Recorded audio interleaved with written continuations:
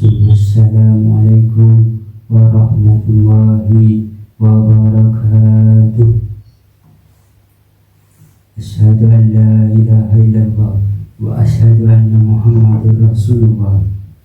Ilahi anta maksudi wa ridha wa matlubi, a'dini mahabbataka wa ma'rifataka. Allahumma sholli ala nabi Muhammadin wa ala alihi wa sallim tasliman. Allahumma sholli ala nabi Muhammadin wa ala alihi wa sallim tasliman. Allahumma sholli ala nabi Muhammadin wa ala alihi wa sallim tasliman. Allahumma sholli ala nabi Muhammadin wa ala alihi wa sallim tasliman. Qala musannifu rahimahullah wa nafa'ana wa bikum fi dhikrihi amin. Wa hadratus Syekh Ibrahim Muhyiddin Abdul Qadir Jilani al-Fatihah. A'udzu billahi minasyaitonir rajim. Bismillahirrahmanirrahim. Alhamdulillahi rabbil alamin. Ar-Rahmanir Rahim. Maliki yaumiddin. Iyyaka na'budu wa iyyaka nasta'in. Ihdinas siratal mustaqim. Siratal ladzina an'amta 'alaihim ghairil maghdubi 'alaihim waladdallin. Amin. Bismillahirrahmanirrahim. Alhamdulillahi rabbil alamin. Wal 'aqibatu lil muttaqin. Wala udwana illa 'alal zalimin. Wassalatu wassalamu ala sayyidina Muhammadin wa ala alihi wa sahbihi ajma'in. Amma ba'du. Dengan asma Allah yang maha pengasih maha penyayang, puja puji bagi Allah pembina semesta alam. Salawat serta salam semoga dilimpahkan kepada junjungan kita Nabi Muhammad SAW beserta keluarganya, sahabatnya, serta aulia Allah dan para pengikut beliau dari dahulu sampai sekarang dan pada masa yang akan datang. Maka ini sekelumit nakib Sultan Aulia Syekh Abdul Qadir Jilani, semoga dengan diperingati dan dibacakan manakib ini, yakni riwayat serta sejarah perjuangan Syekh Abdul Qadir Jilani, senantiasa Allah Ta'ala melimpahkan karunia kepada kita sekalian, terutama kepada sahibul hajat keselamatan dan keberkahannya. Semoga dimudahkan rezeki yang halal dan senantiasa kita dijauhkan dari malapetaka, mara bahaya, dan selalu dilimpahi keselamatan, kesejahteraan dalam keridhaan Allah yang Maha Esa. Semoga Allah menerima segala niat dan maksud kita. Semoga dimudahkan urusan kita, baik yang berhubungan dengan dunia dan akhirat. Amin amin ya rabbal alamin. Manaqib Syekh Abdul Qadir Jilani di antaranya: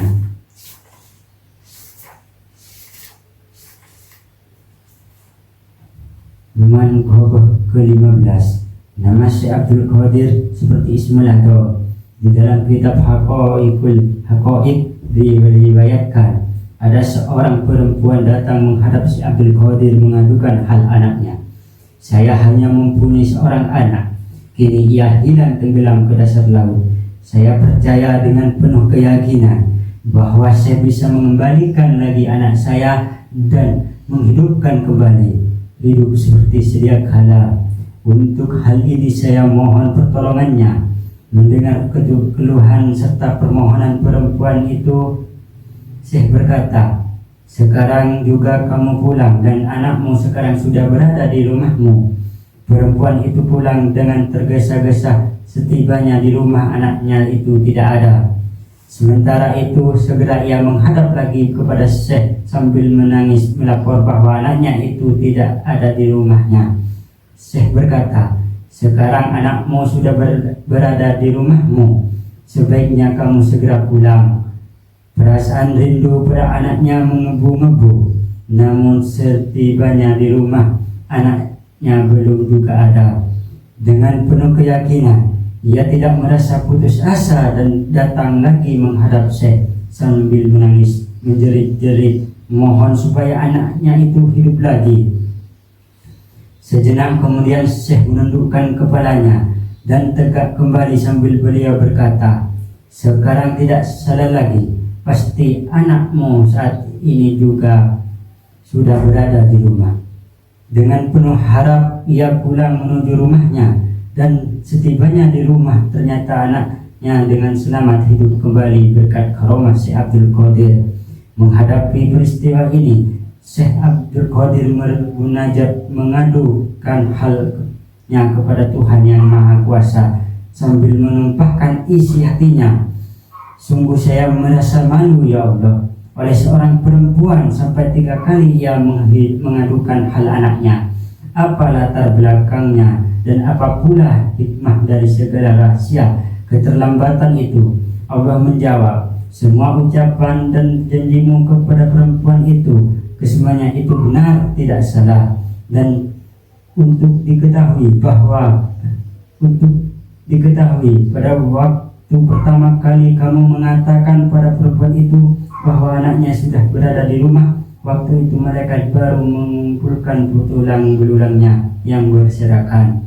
Dan untuk perkataan akan janjimu yang kedua kalinya juga tidak salah, karena waktu itu seluruh anggota tubuhnya baru utuh kembali dan dihidupkan.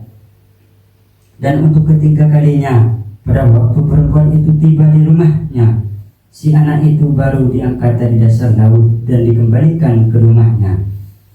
Kemudian Syekh mengadu lagi pada Tuhan, ya Allah, Engkau menciptakan makhluk penghuni dunia yang berlimpah ruah banyaknya dan beraneka ragam jenisnya. Hal itu sangat mudah bagimu, hanya sekilas lintas dan sepatah kata saja sudah terwujud. Demikian pula halnya pada waktu mengumpulkan makhlukmu di padang mahsyar, hanya dalam tempo yang singkat sudah berkumpul, dibandingkan dengan hanya seorang anak yang saya mohonkan sampai ia terlambat dan cukup memakan waktu yang lama. Apa pula hikmahnya ya Allah? Ketika itu Allah bersabda, wahai Abdul Qadir, kamu jangan merasa sakit hati. Sekarang kamu silahkan minta, pasti ku beri. Dengan spontan Syekh merebahkan kepalanya bersujud syukur sambil berkata, Engkau Khalik, pencipta semua makhluk, dan saya makhluk yang diciptakan olehmu. Semuanya juga pemberianmu. Rasa syukur yang tiada terhingga saya ucapkan atas segala anugerahmu yang kuterima. Lalu Allah memberi hadiah kehormatan kepada Syekh dan bersabda, barang siapa melihatmu pada hari Jumat, ia akan kujadikan wali, dan kalau kamu melihat tanah, tentu akan menjadi emas. Saya berkata lagi, ya Allah, semua anugerah pemberianmu itu rasanya kurang begitu bermanfaat bagiku. Saya mohon karuniamu yang lebih bermanfaat dan lebih mulia setelah saya meninggal dunia. Allah bersabda, namamu dibuat seperti namaku, pada imbalan pahalanya. Barang siapa yang menyebut namamu, pahalanya sama dengan orang yang menyebut namaku.